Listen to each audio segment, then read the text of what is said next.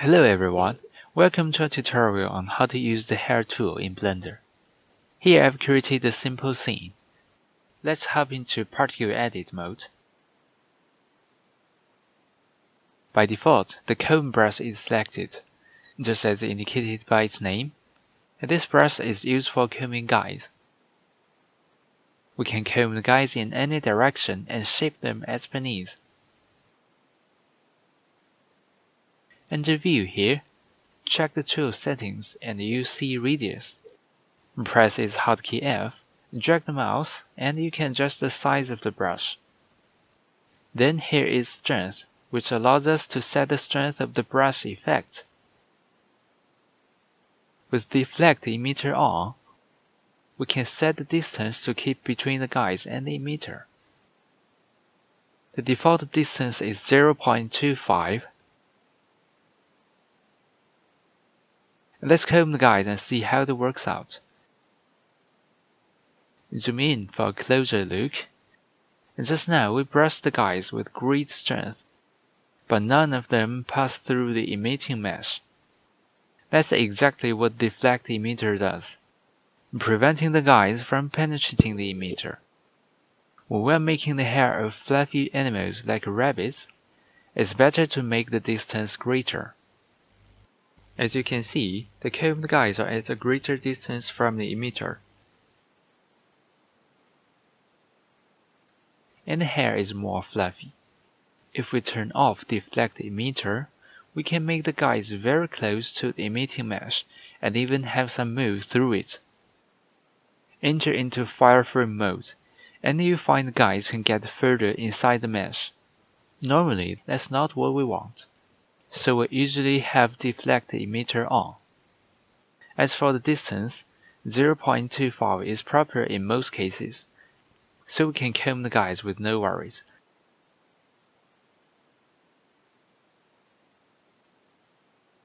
The second tool is the Smooth brush. It's a common occurrence that some guides intersect each other, as shown here. This brush is used to create a smooth transition between the adjacent guides. Here is the strength of the brush effect, and you can adjust it as per your need. How does the Smooth brush work? It can parallel visually adjacent segments. Take these guides for example. A few guides over here are leftward, and those are downward. When we apply the Smooth brush, these guides move upward and those rightward, and then there will be a smooth transition between them. However, if we use too much strength, these guides will be stretched straight. That's why most of the time we set strength here to a lower value and apply the Smooth brush properly. This brush is very helpful in solving the intersection of guides. The third tool is the Add brush. Uneven distribution of guides can result in an unwanted final result, so we need to add some to the area that doesn't have any. By default, we can add 10 hair guides each time, and they are all vertical. If we want to add guides in the same direction as the surrounding ones, we need to check Interpolate here. Here we go. We've got 10 more guides whose shapes match well with those of the existing ones. We can decrease count here and add one by one. As to keys here, it's for adjusting the key points of the newly added guides. The original guides have 3 segments, that is 4 key points, and the newly added guides have 5 key points, that is to say 4 segments. Usually we need them to have the same amount of segments as the existing ones, so we can change the value of the keys as per needs. Suppose you add some guides which have more or fewer segments than the existing ones. You can select all by pressing Ctrl A. Press W for the pop-up menu and click on Rekey. Then we can change the number of the keys into, let's say, 4. Now the key points of all guides are unified. Then we come to the Length brush. This brush is pretty easy to use and doesn't have many parameters. We can use it to adjust the lengths of the guides, either making them longer with grow or shorter with shrink. By default, grow is selected, and when holding Shift, we can make the guides shorter. Next one, the puff brush. It happens that some guides may stick to the emitter after we brush them, but that's not the effect we're trying to achieve. In that case, we'll need to make those guides a bit puffier. However, if we directly apply the puff brush, the guides will stand up straight, thus ruining the shape we want. Puff volume here can help maintain the shape. For instance, we've got a shape like this. If we brush the guides directly with puff volume on, only the selected key points will be puffed up.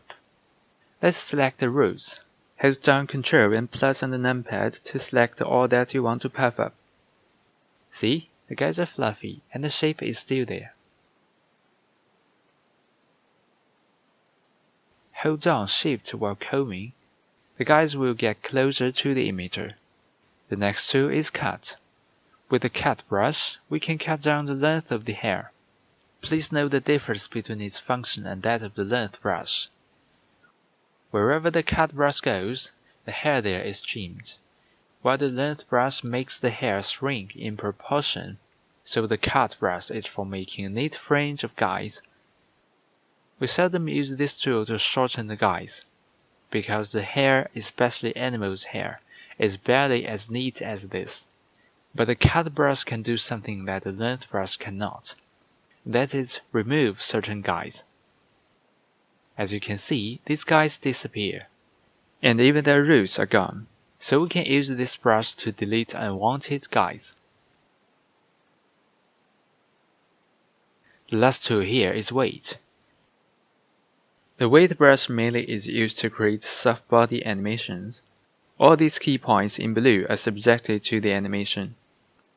But when we set their weight to 1, they turn red and will not move at all. Okay, now let's go through the tools under Particle here. In fact, they're also on the menu which pops up when we press W. All of them are very useful. First, Rekey. We've demonstrated how it functions in the previous part. Next, Delete. It's used to delete selected guides. Then remove doubles. There are many doubles in the guides generated by default. They not only cannot do their parts as guides, but also consume system resources. So removing the doubles is the first thing to do after we have the guides and enter into Particle Edit mode. As you can see, 130 doubles are removed here. And then Unify Length. It's used to unify the length of selected guides. Say some of the guides here are long while some are shorter. That's not something we want in most cases, because it may cause a bad result. But such a problem does arise, because it's hard to make sure that all guides in a given area are of the same length when we apply the length brush. So we need to unify the lengths. Click here to refresh it. And all of the selected guides are now of the same length. The final length is the average between the greatest and the smallest length. The next tool is Subdivide. Say this guide has 3 key points. If we wanted to have more segments, we can click on Subdivide, and then a new key point will appear between every 2 key points. Then there is Mirror. It's a frequently used tool. If we select all of the guides and click on Mirror, then the 2 halves will mirror each other. If we select an area and apply the mirror effect, it will be like this. The following tools are Select Roots, Select Tips, and Select Random. After clicking on Select Random, we can tweak % here to set the amount of selected guides. We can change the random seed to adjust the specific guides we select. As for action here, we can switch between select and deselect. Let's come over to the pop-up menu. We're coming to select more and select less. They have hotkeys as written here, and they are also common tools. For example, we can select rules and then click on select more or select less to resize the selected range. Or we can select tips and then click select more. It's a quick way to select guides as per needs and create a desired shape. The last tool here is select linked. For example, we've now selected one key point and want to select this whole guide. Then we can click on select linked or press its hotkey Ctrl L. Now this guide is selected. If we select some key points and click on select linked, all guides where they are will be selected. Okay, that's all. Thank you for watching. See you next time.